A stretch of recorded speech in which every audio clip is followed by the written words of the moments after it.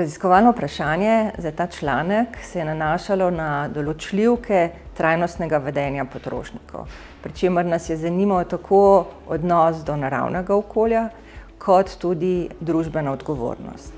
Mogoče prav, da za začetek definiramo kratko, kaj pomeni to trajnostno vedenje potrošnikov.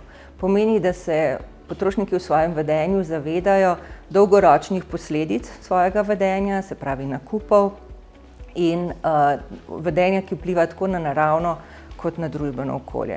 To pomeni, da so pripravljeni razmisliti o svojih nakupih, kakšen nakup opustiti, reciklirati, ponovno uporabiti, zmanjšati uporabo, to vse sodi v trajnostno vedenje.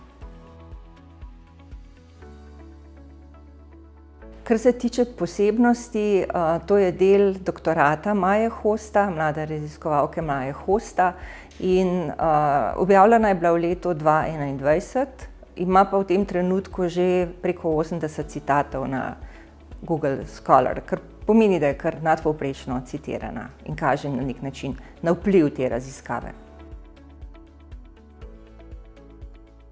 Kar se tiče ključnih ugotovitev raziskave, naj izhajam iz tega, da smo ugotovili, da potrošniki bistveno več vemo o odgovornosti do naravnega okolja kot odgovornosti do družbenega okolja. Tudi več izbir imamo ekoloških oznak na izdelkih, kot pa recimo pravična trgovina v zvezi z družbenim okoljem.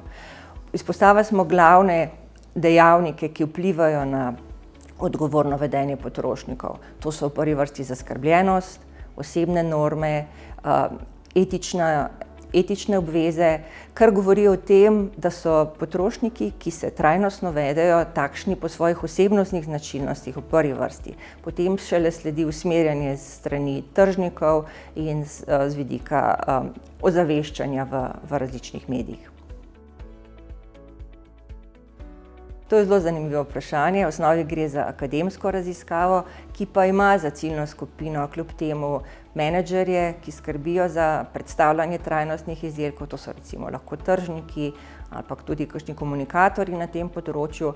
Moram reči, da smo to raziskavo že takrat v začetku predstavili eni skupini menedžerjev in da je bil odziv zelo dobrodošel oziroma zelo dober. To je kar izziv za akademsko raziskavo, ki je pravzaprav v ozadju tukaj. Rekla sem že, da ima preko 80 citatov v tem trenutku, kar govori o tem, da ima v akademskem krogu kar veliko pozornosti. Želim pa si, da bi tema, kot je trajnostna naravnanost oziroma zavezanost podjetij, bila dejansko širše prepoznavna. V to smer pravzaprav govorijo zaveze podjetij, ki jih imamo, v zvezi s tem, kaj bodo dosegli do leta 2050, recimo Evropski zeleni dogovor tudi zavezuje podnebno nevtralnost do leta 2050.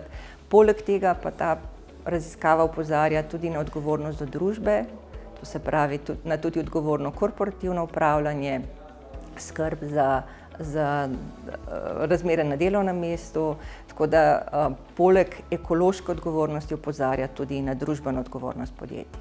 In to je tema, za katero želimo, da ostane v prvi vrsti.